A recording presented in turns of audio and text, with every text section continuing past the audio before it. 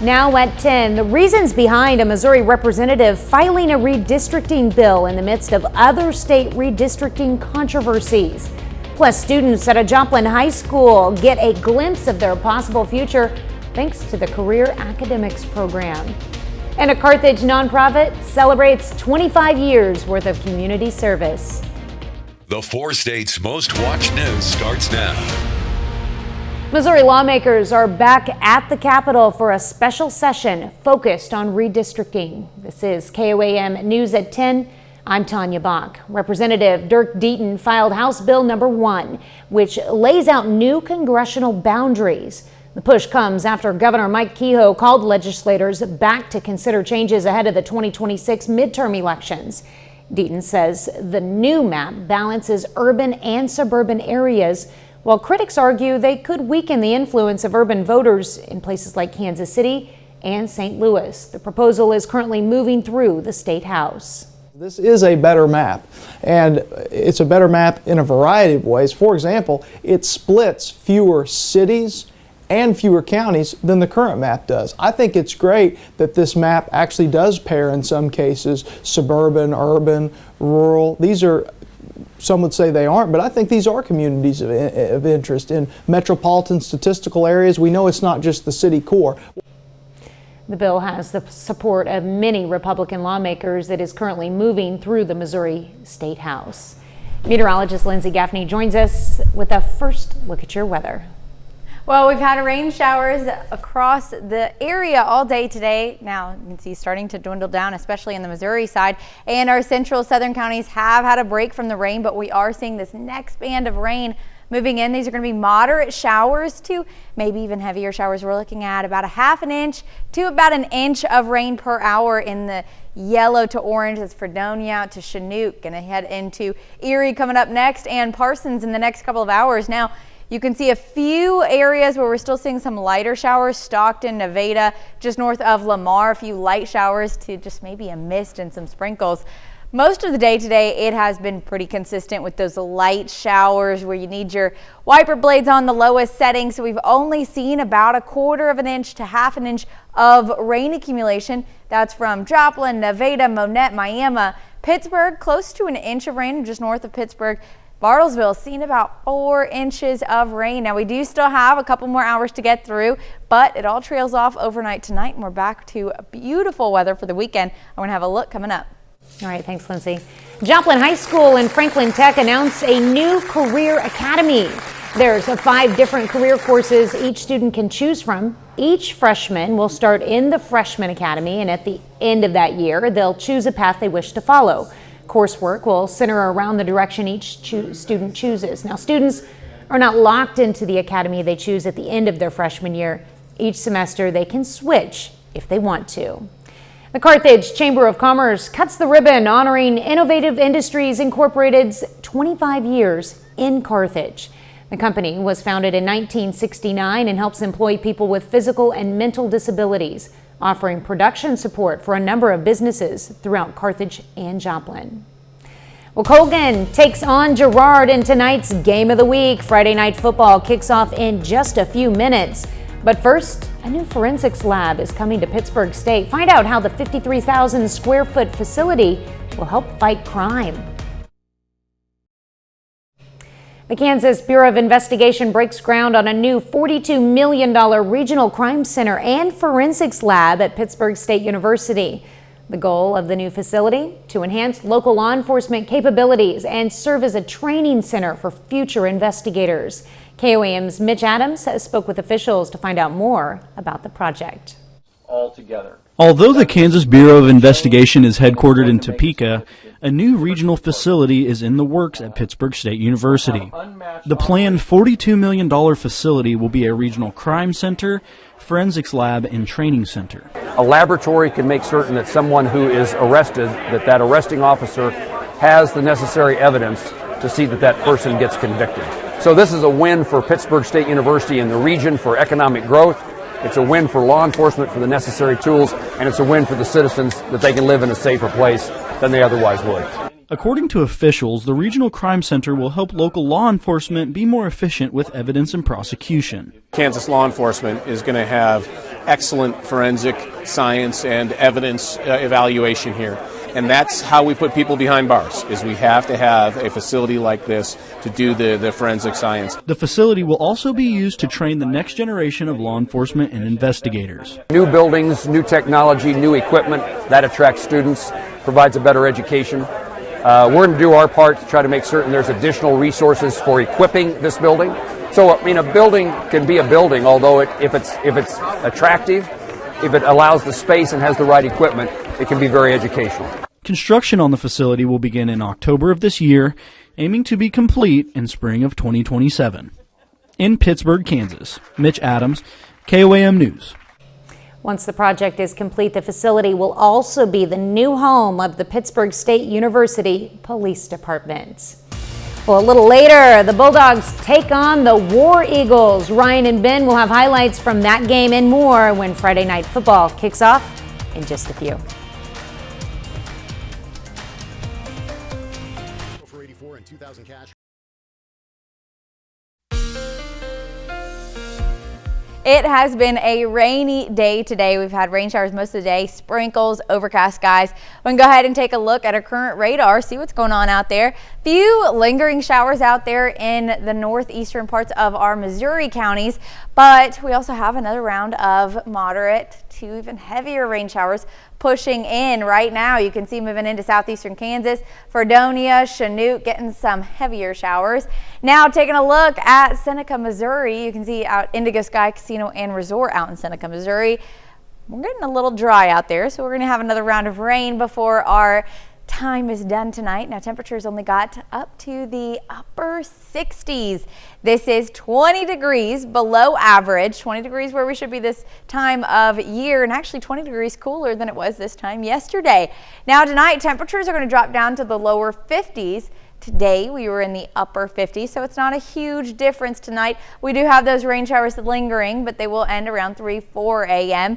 and then we're in store for just a beautiful day tomorrow. We're going to get up to the mid 70s to even upper 70s, pushing up to as close to 77 degrees and mostly sunny skies once all those clouds clear out of there. So let's go ahead and look at our future track. So in the next few minutes, we're going to see that rain showers really pushing into our central counties. Now, once we get closer to midnight, all of this pushes along and south of I-44 with, you can see the strongest storms actually down there in Arkansas. Not going to be affecting us at all. They've got a severe weather threat. We do not. We're just going to be seeing a few more lingering showers. Here we are, 3 a.m. Joplin's clear and our northern counties are all clear. But south of I-44, still seeing a few of those showers, Pineville, Cassville, up to Monette. You can see even up to just shy of Joplin, Bentonville. All those showers again pushing out of here by 6 a.m. and then we're in store for just such a sunny, beautiful day. As you can see, light winds, temperatures getting up to the mid to upper 70s. Upper 70s, low 80s on Sunday. Then we're just going to continue that trajectory. So we're getting up to the low 80s Monday, Tuesday, upper 80s on Wednesday, and continuing through the rest of the week, getting up to near 90 by Friday. Now, we have a very long stretch of mostly sunny days, a dry spell. That's due to a high pressure system sitting over our area, and it just lingers there all week, and that causes the dry air, and it also causes the gradual warm up that we see this week and weekend, which means we do have that next chance of summertime before real fall settles in. One last stretch of that dog days of summer. Yes, we do. All right, thanks, Lindsay. Well, Lindsay and I are getting out of here so we can turn it over to Ryan and Ben. Friday night football action straight ahead.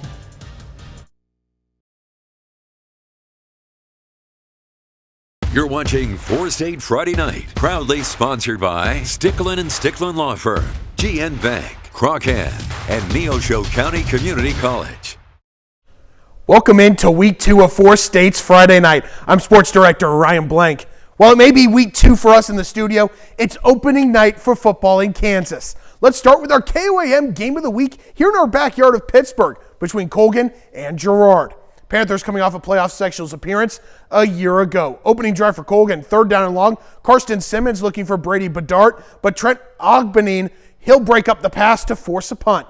Panthers forced to punt on their next drive as well, and Trojans' Corvin Bowen takes his punt upfield. He cuts, weaving his way through, refusing to go down and breaking tackles to set up Girard in enemy territory. On the ensuing drive, Ben Cullen fakes a handoff. Brock Raydell is there for the sack, forcing a fumble, and Colton Simmons recovers for Colgan. On the next play from scrimmage, Simmons will call his own number this time. He'll weave through up the middle, going up the seam, and getting through the defense for a big run to set up the Panthers in Trojan territory. On the opening play of the second quarter, go-to-go situation for Colgan. Clayton Adamson bullies his way into the end zone for the score to give the Panthers a 7-0 lead. Final seconds of the half. Colgan, they're looking to extend that lead. Simmons does it again with his legs, waltzing in for the score. Panthers take a 14-0 lead in the halftime as Colgan cruises to a big win on opening night. 28-0 the final. The Frontenac Raiders, coming off a district championship, opening the season against Galena. A few plays in the second quarter, leading 22-0. Frontenac's running back Kane McGeldy takes it in for a short run, 29-0. Galena's running back Kenyon Washam tries to get around on the left side, but Raiders' Brogan Smith comes up with a fumble recovery to put Frontenac on another short drive. After a 4-and-out for the Raiders, Galena's running back Evan Wittenmeyer breaks free, up the middle and into the Frontenac territory, 57 yards. And 3 plays later, it'll be the Bulldogs quarterback Chase Cottrell. He'll find Washam just inside the end zone for the score, getting on the board to make it 29-6. The kickoff, on the ensuing kickoff, Caden Miranda, he'll make the catch around the 20-yard line. He'll find some room upfield, turning on the Jets, and he's going to take this one for an 80-yard house call. Frontenac scoring just before halftime as the Raiders roll in this one, defeating the Bulldogs at home 49-6. Labette County, they're going to usher in a new era with Bradley Argabright as head coach, taking on a rival in Parsons. Labette County, they'll strike first in this one. Quarterback Aaron Ryrick, he'll drop back, connecting with his man in the end zone. Barrett Hesstand in the end zone for the game's opening touchdown. Grizzlies lead at 6-0. Parsons looking to answer, but this pass, Andrew Houck looking for somebody, and his pass, however, will be intercepted. Wyatt Kepley jumps in front of the route and takes it the other way off the tip for Labette County. Later, Grizzlies back on offense. Wyrick, he's going to look to pass with Deontay Fields, but Parsons, Wyatt Schultz, he's not going to be fooled, and he storms in for the big tackle. Back on offense again, Wyrick, he's going to look for another man trying to connect, and he will. He finds his man Camden Good, and he makes some pretty good yardage here for the Grizzlies to set up a first down. Third quarter now. Wyrick, he's going to be dropping back once again. A lot of passing so far, and he's facing pressure, and he'll be brought down hard for the sack. Labette County opens the season with a win over Parsons, 26-6 the final.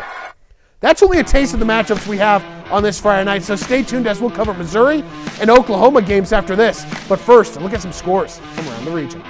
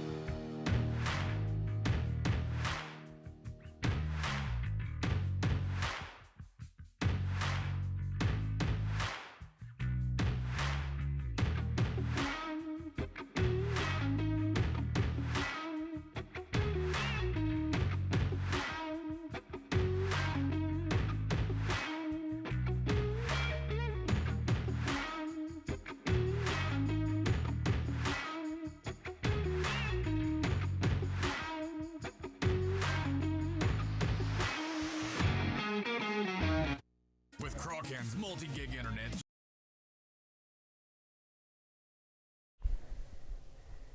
Well, welcome back to the Four States Friday night. We got a glimpse of the opening night action in Kansas, but what about the action going on in Missouri and Oklahoma for their week twos? Well, it's time for us to take a look, and let's start with Carl Junction, who is back at Bulldog Stadium for the second straight week. Junction coming off a week 1 win over Capital City, and they are taking on Heritage at home. Second quarter, Bulldogs up by 25. They look for more before the half. First play of the drive, Mason Gilbert will drop back. Hurling it deep, it's overthrown, and Landon Pruitt snags it for the pick. But not so fast. See that flag? It's going to get called back for defensive pass interference. Bulldogs retain possession. Third down and long, Gilbert rolls to his left, makes the off-balance throw to Bryant Hanks, who corrals it on the sideline to set up 4th and short. Carl Junction, they're going to draw the War Eagles off sides on 4th down, and that'll keep this drive alive. Bulldogs will then get back into the red zone. Gilbert has a clean pocket, launches the moon ball. JoJo Ballard beats his man, comes down with a catch, somersaulting into the end zone for the score. A textbook 2-minute drill for Carl Junction. Bulldogs up 32-0. War Eagles, less than a minute to respond. They're going to go to their man, Evan Gordon. Multiple Bulldog defenders are there to shut it down, however, and the Carl Junction defense is perfect in the first half. Bulldogs dominate Heritage, 45-7, the final score. The Ryan Keenum era getting underway for Grove, welcoming in the Hornets to Ridge Runner Stadium. Venita's Isaiah Progue tries to break through, but the Ridge Runner defense shuts him down, setting the tone for a fierce first quarter. Not long after, it's going to be Grove's quarterback, Colby Watson. He'll be launching it up deep, a precision pass to Briggs Fink near the end zone. He takes it all the way for the Ridge Runners' first score. Kick is good, giving Grove an early lead, 7-0. Hornets aim for a comeback, but DJ Smith's run is swiftly halted by Colby Watson on the defensive end. He's not just a quarterback, he's doing it all on both sides of the ball. Ridge Runners capitalize on that momentum. This punt here will be blocked. Zayden Nolan's punt blocked by Grove. Will Dunaway recovers and charges into the end zone, pushing Grove up 14-0. Ridge Runners looking to keep the pressure on the second quarter. Watson powers through Venita's defensive line, bulldozing his way in the end zone and extending the lead 21-0. Grove continues that domination. They take down their rival Venita 48-0 in shutout fashion. Quapaw looking to bounce back in their home opener against Wyandotte. Bears on offense, Kaysen 3 takes the handoff. Hunter White breaks one tackle, keeps on going. Kaysen Redden finally knocks him out of bounds. This play coming up here, you'll have 3 again here on first down. Takes a pitch from White, finds the outside, making a couple of Wildcat defenders miss. After a nice run, he's finally brought down deep into Wildcat territory. 2 plays later, Hunter White, he'll fake the handoff this time, decides to take it in himself, finds the outside and dives across the goal line for the score. They miss the extra point, but Wyandotte leads 6-0.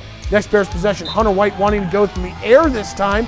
Dropping back, he's looking for a man. He'll find one. Jaron Stewart toward the sideline. He takes this one in untouched for the score. Wyandotte going for 2 here. They're going to let their quarterback do it himself. White, he's going to look it in the end zone for Tatum 3. In and out of the hands there. However, Bears still lead 12-0 early in the second. Wyandotte going on for the easy win tonight, 40-0, the final score.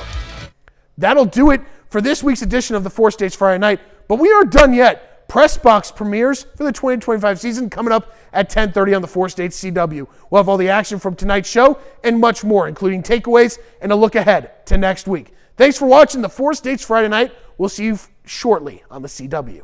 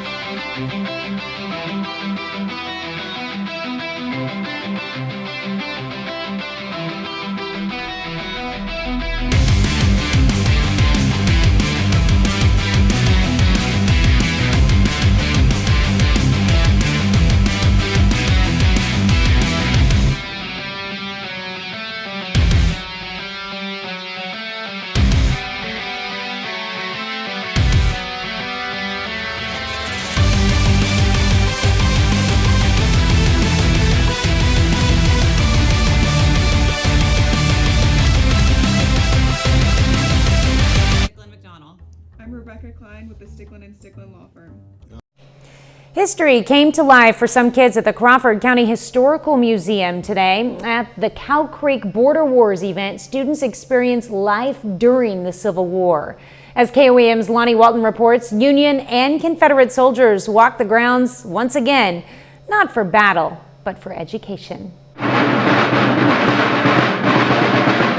What we did today was we had 8 different stations for the kids, and we tried to teach them all about different aspects of the Civil War. John Yaley is a lieutenant in 22nd Arkansas, which is part of the many reenactments happening at the Crawford County Historical Museum. He says kids are learning a lot of things when it comes to the Civil War. Soldiers' life, and the cannons, and the marching and loading and firing, and the chuck wagons, how the people would eat. It scared them a little bit when I shot my gun, and as they would have been scared if they were real civil soldiers. Amanda Milton is the director of the museum. She says it's not only fun, but vital to the community. Not only important for students, but as young adults and adults as well, is to know our history, know all the aspects of it, and be able to have multiple perspectives and not just one particular view on why this happened. For some, it brings back memories. I got to do it as a kid as well, and I saw kids that were my age now come out here and learn what I got to learn. And the learning continues. Taught them all about muskets and how they would load from the top as opposed to the modern guns where you load from the side or whatever. So the kids were fascinated with that. We weren't able to fire a cannon today, but we did the next best thing. And the next best thing it shall be. Reporting in Pittsburgh, I'm Lonnie Walton, KOAM News.